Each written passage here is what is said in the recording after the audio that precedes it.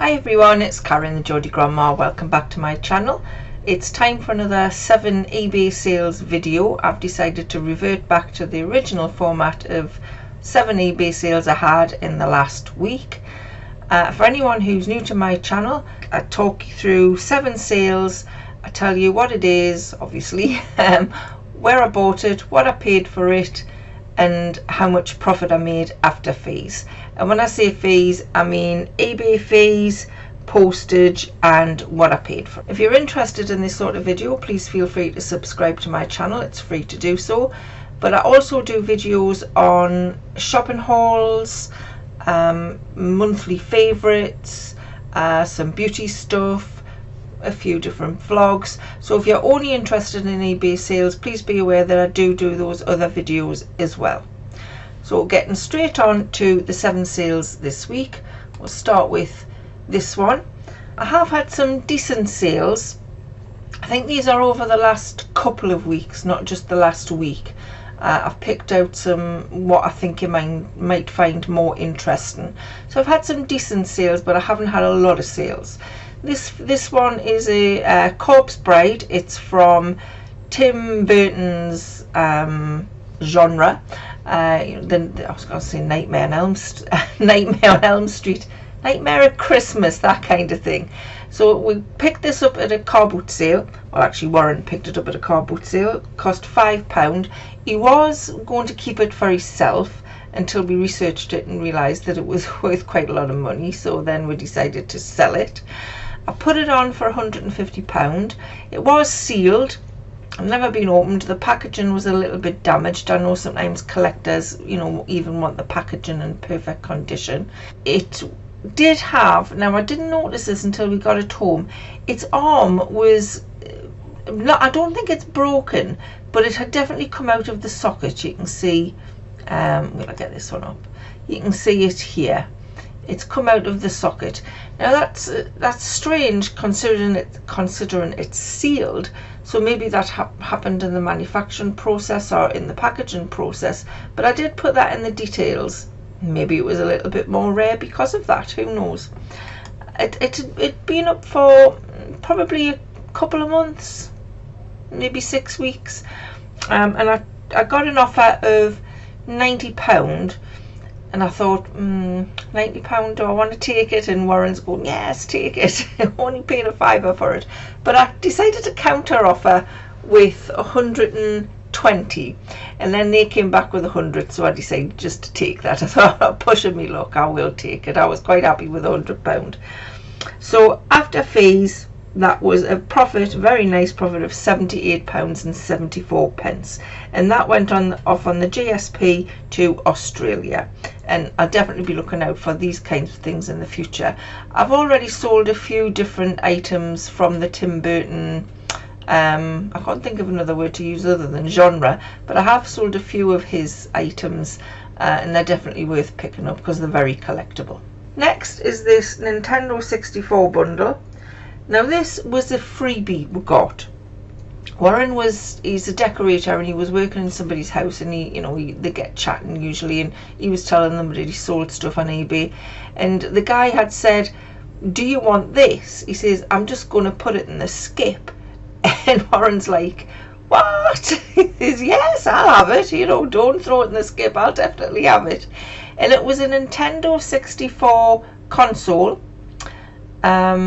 with 4 controllers. I think 3 of them were official ones and 1 wasn't, and it had 13 games with it. A couple of Mario games, a couple of Zelda games. It came with a Nintendo official carry bag. It had all the cables with it. It had one of those little rumble things that apparently makes makes a controller shake or something. But anyway, he brought this home and he said, you can test it all. And I thought, brilliant. If you've watched my videos before, I'm not a gaming person, I know nothing about gaming, but he left me to test these. Now the cable I had was only to go in the aerial. That's the only one I had, didn't have anything else. So it took me a while to figure out how to tune the television into the aerial on my TV, into the console.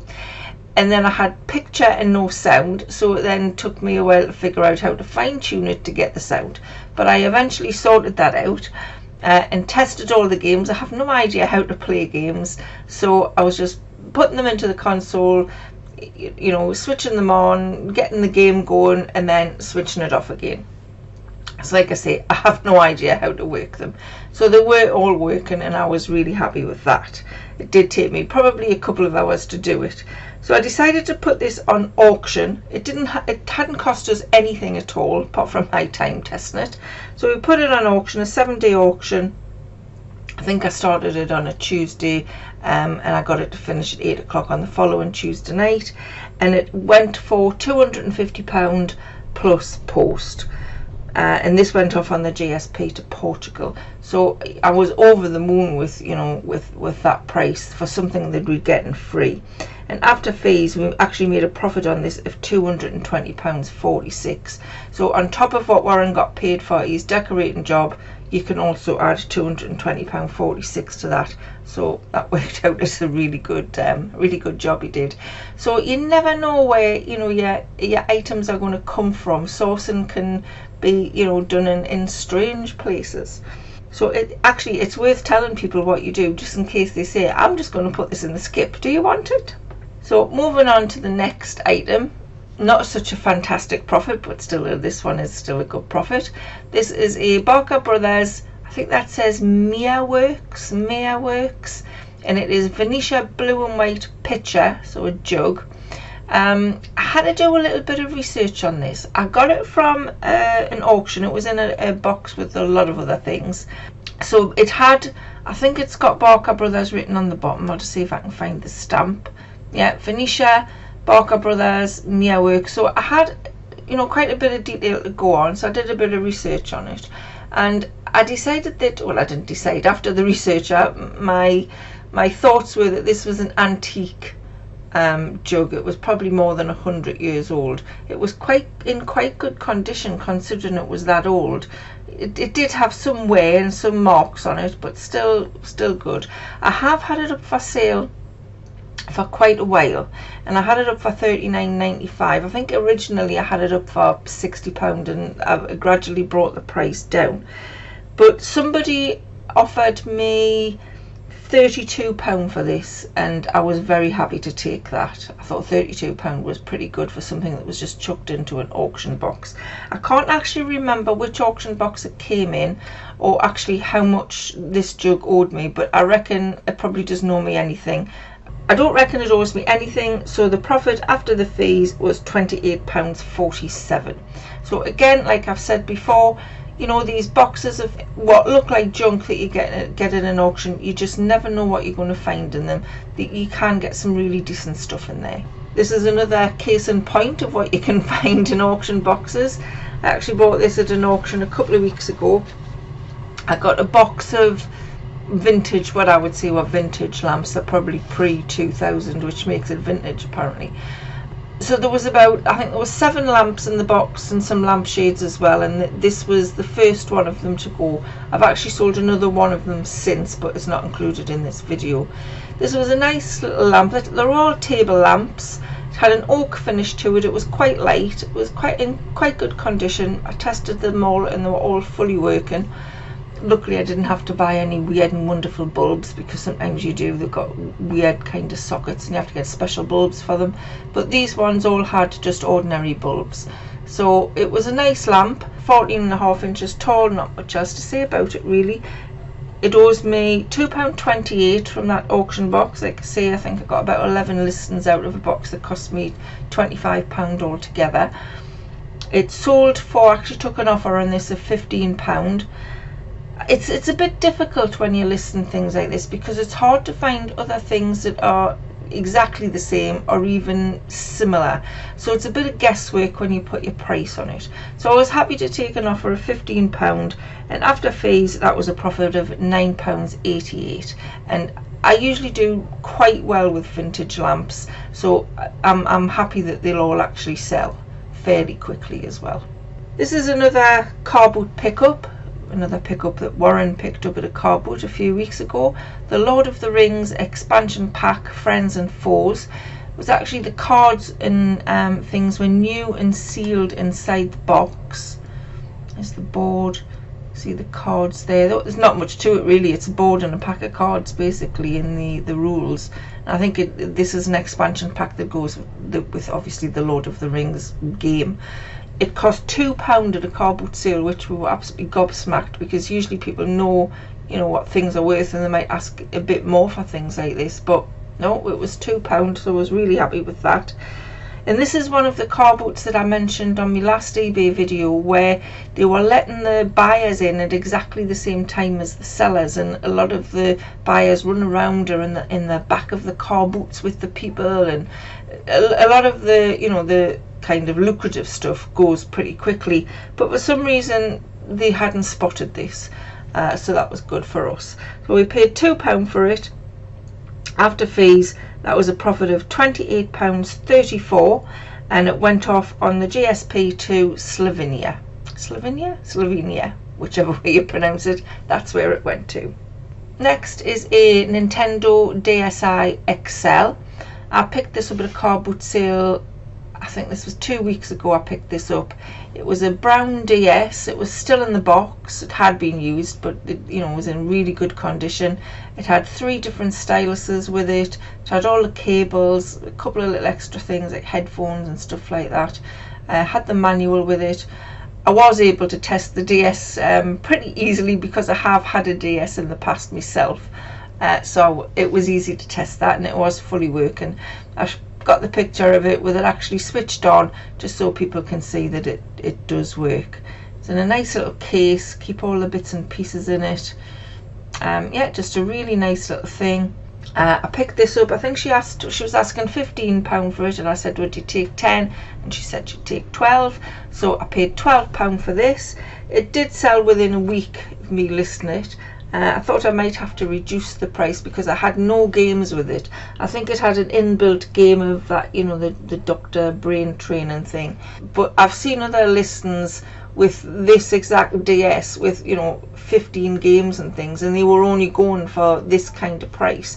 So I was quite surprised. I got an offer of £65 for it, so I was really happy to take that.